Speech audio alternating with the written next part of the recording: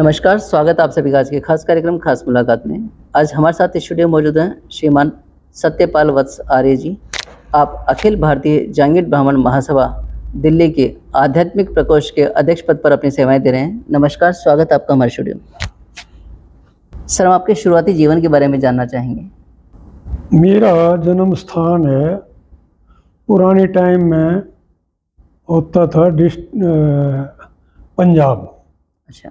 हमारी स्टेट पंजाब थी और पंजाब में डिस्ट्रिक्ट था रोहतक, और रोहतक डिस्ट्रिक्ट में गांव छुडानी, अच्छा, जो वर्तमान में जिला झज्जर में है जी और अब हरियाणा में है जी। वहाँ पर 1948 17/8/1948 को मेरा जन्म हुआ।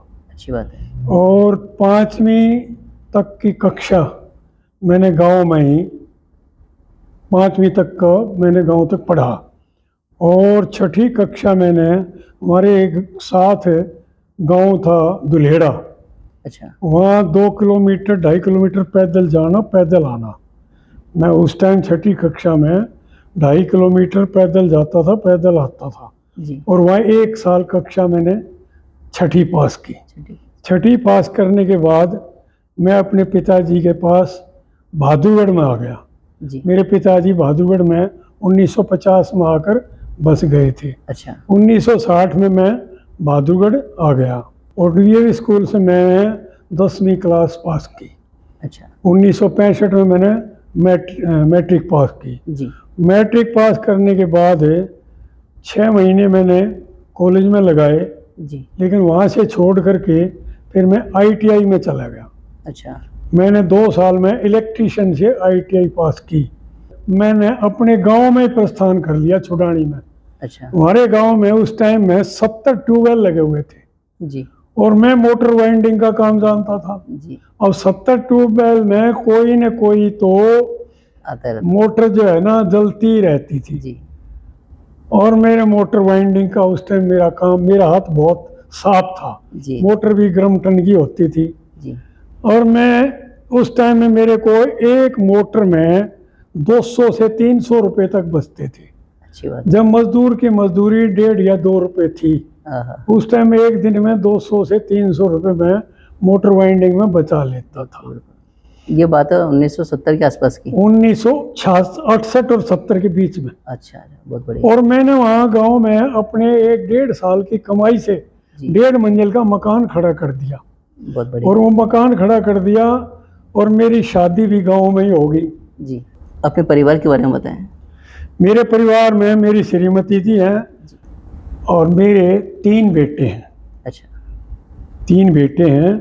एक बड़ा बेटा इलेक्ट्रिकल इंजीनियर डिप्लोमा है, दूसरा बेटा उसने इंश्योरेंस कंपनी से मास्टर डिग्री है। अच्छा। पहले उसने नौकरी की सरकारी, अब वो अपना ऑफिस है और वो 60-70 बच्चों को नौकरी देता है। बिल्कुल। और बड़ा बेटा जो है इलेक्ट्रिकल इंजीनियर, उसकी हमारे एमआई में फैक्ट्री है।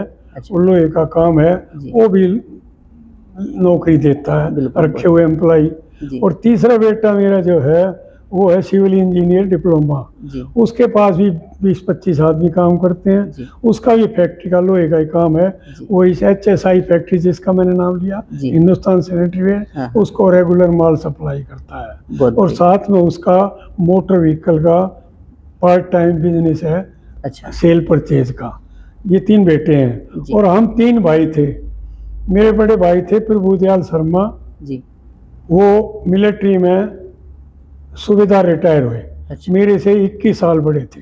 अच्छा। आज के समय मेरी भाभी बैठी है जिनकी उम्र 97 ईयर है, जो अभी वर्तमान में है जी। और उससे छोटे मेरे भाई थे कलीराम शर्मा। अच्छा। वो दिल्ली पुलिस में SI सब इंस्पेक्टर रिटायर हुए। अच्छा। उनकी बेटी भी इंस्पेक्टर VRS ले ली है। बहुत बढ़िया। और मेरे जो एक बहन थी हमारी, अच्छा, मेरे से 5 साल बड़ी, और बीच वाला भाई 10 साल बड़े, और उससे बड़े भाई 21 साल बड़े। मेरा जो भतीजा है उसकी उम्र मेरे से 1 साल कम है।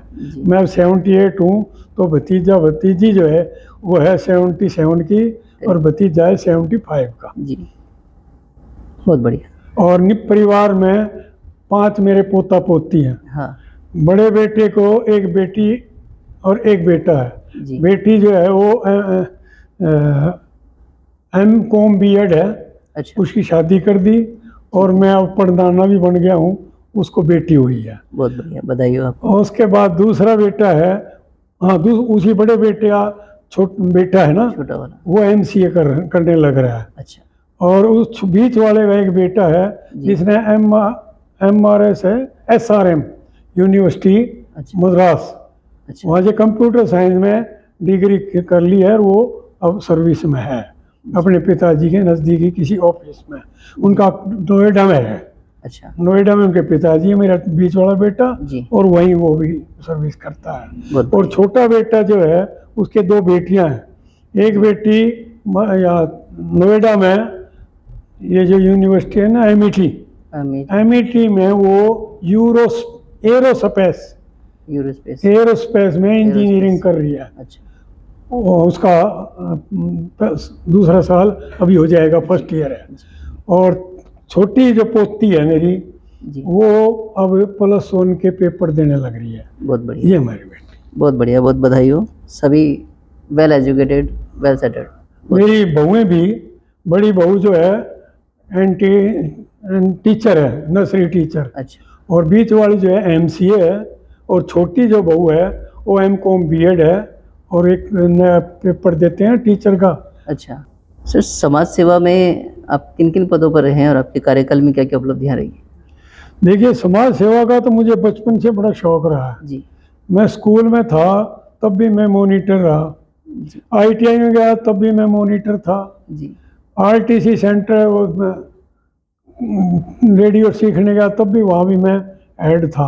अच्छा, ये पता नहीं मुझे है ही। बिल्कुल, और फिर जो है मैं उसके बाद बहादुरगढ़ में काठमंडी में जब मैं आया जी, तो वहाँ भी हमने एक विश्वकर्मा सेवा समिति बनाई, अच्छा, उसका भी मैं 15 साल हेड रहा। जी, और उसमें हम समाज का काम करते थे, जैसे ब्याह शादियों में बर्तन वगैरह जी, और उनकी सेवा करना, बच्चों काम करते थे। जी, उसके बाद मैं जो है महासभा से जुड़ा, जी, और इसके बाद मैं महासभा में मेरे को लाने वाले थे हमारे ब्रह्मदत्त अंगीरा, अच्छा, बहादुरगढ़ काठमंडी से। उनका महासभा से बड़ा लगाव था, जी, वो भी जगह जगह महासभा के मेंबर बनाते थे। जी, मैं भी आया, मेरे को मेंबर बनाने वाले वही थे। 1100 का मैं सदस्य बना था, जी। और मैं आया तब मेरी सदस्य संख्या 875 थी। 875 संख्या महासभा, 825 825, 25 महासभा की सदस्य संख्या थी। जी, कुछ दिन बाद में 11,000 का मेंबर बन गया, जी, और फिर आजकल जो है प्लेटिनम हूँ। बहुत बढ़िया, ये मेरी सदस्यता है। जी, महासभा में मैं शुरू से ही जुड़ा हुआ हूँ, और मैंने अपनी लाइफ में 500 के लगभग महासभा के सदस्य भी बनाए हैं।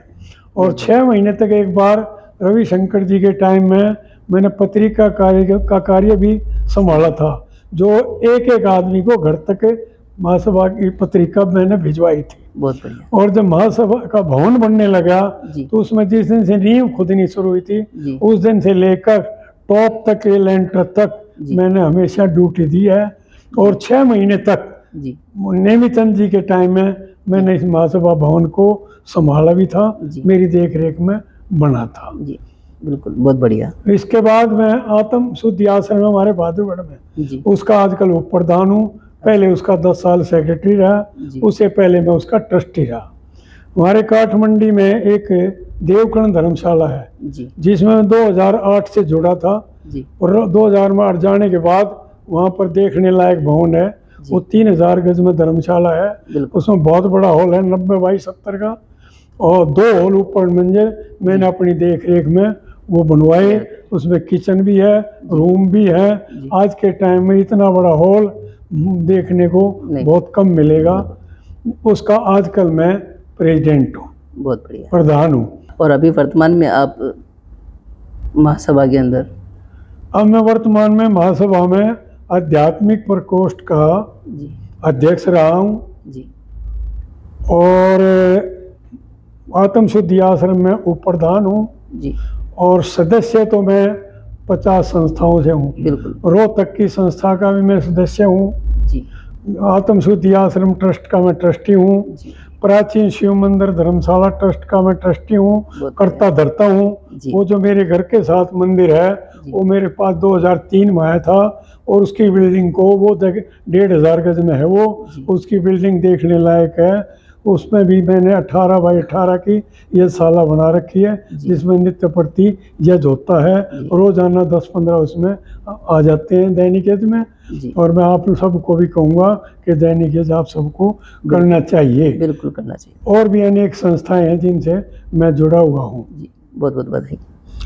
सर, हम ये चाहेंगे कि आध्यात्मिक प्रकोष्ठ जो अभी आपने गठन किया है, इसके बारे में थोड़ा-सा बताएँ कि क्या फर्दर प्लानिंग आध्यात्मिक आपकी? प्रकोष्ठ का हाँ, उसके लिए क्या प्लानिंग आपकी, उसके बारे में? आध्यात्मिक प्रकोष्ठ का ये श्रीमान रामपाल जी ने नया ही एक प्रकोष्ठ बनाया है। जी। और इसमें गाइड करने वाले हमारे रामपाल जी हैं, रामपाल शर्मा जी, जी।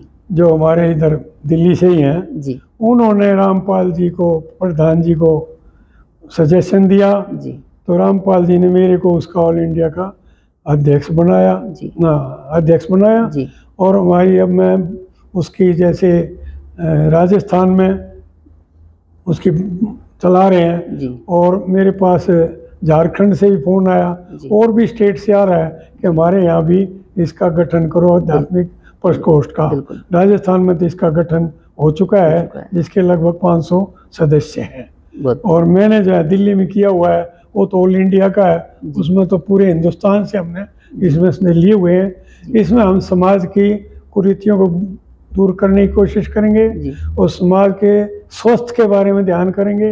लोगों के अंदर जो बुराइयां हैं, दारू, सिगरेट, बीड़ी, नशा, पता नहीं कितने तरह का, जो शरीर के लिए बहुत नुकसानदायक है, उसका भी हम करेंगे कोशिश दूर करवाने की। और मैंने 2001 से 2011 तक अपना बहादुरगढ़ में देवीलाल पार्क में सुबह 5 से लेकर 7 बजे तक दैनिक योग क्लास भी लगाई है। और उस योग क्लास में काफ़ी 100 आदमियों का, हज़ारों आदमी उसमें आते थे, और उनको बड़ा लाभ हुआ। और 20 दिन के लिए मैं मॉरिशस में भी योग क्लास लगा के आया हूँ। अच्छा। वहाँ पर मैंने अष्टांग योग का बड़ा अच्छा प्रवचन दिया था। यम, नियम, आसन, प्राणायाम, प्रत्याहार, धारणा, ध्यान, समाधि पर लगभग 1.5 या 2 घंटे का प्रवचन होता है, जो मैं मतलब कई जगह पर देता रहता हूँ। और मैंने रिवाड़ी में भी एक बार 1 घंटा 40 मिनट इस पर प्रवचन दिया था। अच्छा। और भी कई जगह। और 15 दिन में यूके गया था। अच्छा। यूके में भी 15 दिन में इसी काम से गया था, योग की साधना के लिए। वहाँ भी योग क्लास लगाई। और मैं 3 दिन जो है दुबई में भी रहा हूँ। अच्छा। और एक दिन जो है मैं 2 दिन के लिए मैं अपने नेपाल भी, हमारे अंतर्राष्ट्रीय सम्मेलन आर्य समाज का, उसमें गया हूँ। और हिंदुस्तान के तब तक लगभग सब शहरों में महासभा ने हमें घुमा दिया है। जारी त्रिमासिक मीटिंग पूरे हिंदुस्तान में चलती रहती है, तो मैं हिंदुस्तान भी घूमता रहता हूँ। और हमारे आर्य समाज के जो वार्षिक उत्सव होते हैं, प्रांतीय उत्सव, उनमें भी मैं बढ़ चढ़ के भाग लेता हूँ। दिल्ली में भी, और अंतर्राष्ट्रीय सम्मेलन जो हमारे दिल्ली में हुआ था उसमें भी आर्य समाज का, उसमें भी मैंने हिस्सा लिया था। मैं शुरू से ही मेरी रुचि समाज सेवा में बहुत रही है। मैंने अपने टाइम में मैं विश्वकर्मा एजुकेशन ट्रस्ट का प्रधान रहा 3 साल, 2011 से 13 तक। उस टाइम में मेरे से पहले 9 प्रधान थे, जिन्होंने अपने पीरियड में 33 साल में 33 लाख रुपए की एफडी की थी। अच्छा। कि उसका एक संविधान है कि उसमें जो रसीद कटती है वो सीधी एफडी में जाती है। और एफडी का बच्चे जो ब्याज होता है वो उन बच्चों को देते हैं जिनकी माली हालत कमज़ोर होती है, लेकिन पढ़ने में बड़े होशियार होते हैं। तो इंजीनियर, डॉक्टर जो है, मैंने अपने समय में 3 डॉक्टर जिनको मंथली दिया, जबकि इसमें व्यवस्था साल की थी, लेकिन मैं उनको मंथली देता रहा 3-3 हज़ार रुपये महीना, और वो तीनों डिग्री कर गए। बहुत बढ़िया। और उसके बाद मैंने उसमें 3 साल में, जो 33 साल में 33 लाख हुए थे, मैंने 3 साल में उसको 42 लाख रुपए इकट्ठे करके 75 लाख पर पहुंचा दिया।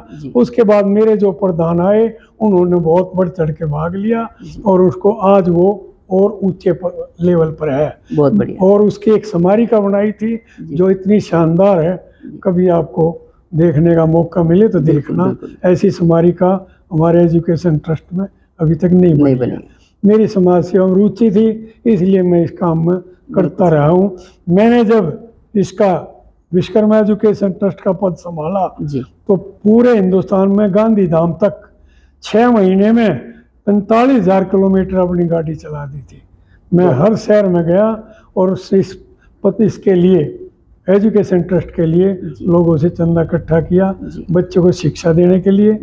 मैंने वैसे भी समाज में काफ़ी गरीब बच्चों को पढ़ाया है एजुकेशन ट्रस्ट के प्रधान होने से पहले भी और बाद में भी।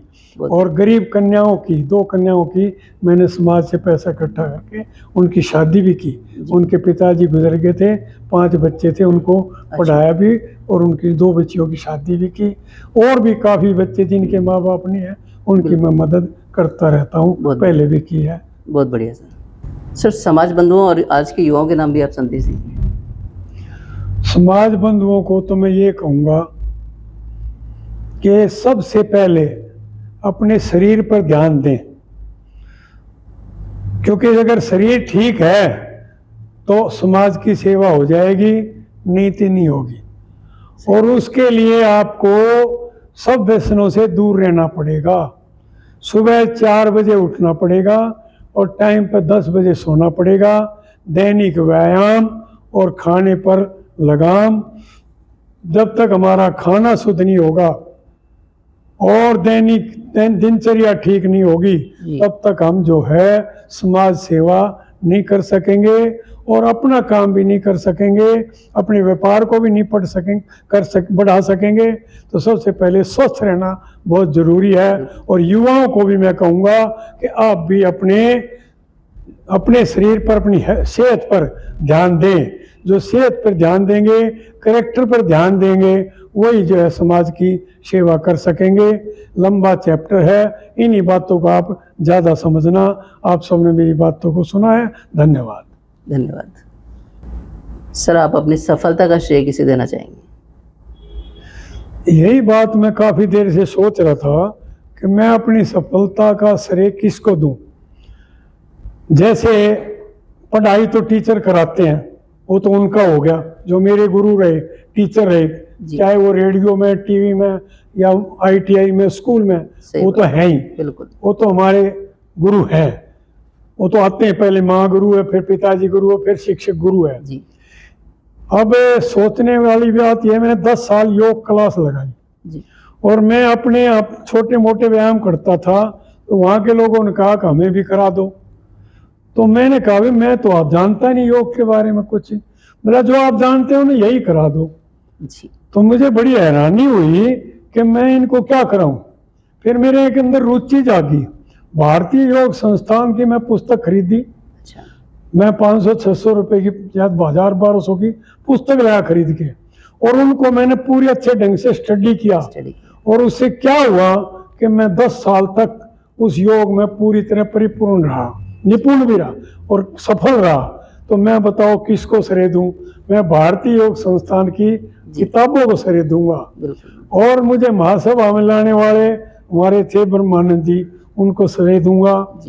मेरे रहते मैं अपने प्रधान उनसे मिला था पहली बार, अपने कैलाश बरनेला जी से, जो वो प्रधान नहीं बने थे। तो उनको श्रेय मैं इसलिए दूंगा, वो मुझे कहने लगे बोला मैं समाज सेवा करना चाहता हूँ। मैंने कहा जी आप बहुत बड़े इंडस्ट्रियलिस्ट हो और ये तो बड़ा छोटा काम है। बोला नहीं मेरी रुचि है, मैं तो आ जाऊँ। तो उनको प्रधान बनाने में मैंने अपनी तरफ से पूरा सहयोग किया। अच्छा। और उन्होंने जो इस महासभा को ऊपर उठाया, जो तरक्की दी, वो भी मेरे लिए एक प्रेरणा का ही है। चाहे उनमें हमारा भी सहयोग रहा, लेकिन उन्होंने हमारे को पूरे हिंदुस्तान में त्रैमासिक मीटिंग करके एक नया अध्याय जोड़ दिया जी। और उसके बाद जो प्रधान आए वो भी उसी तरह काम कर रहे हैं।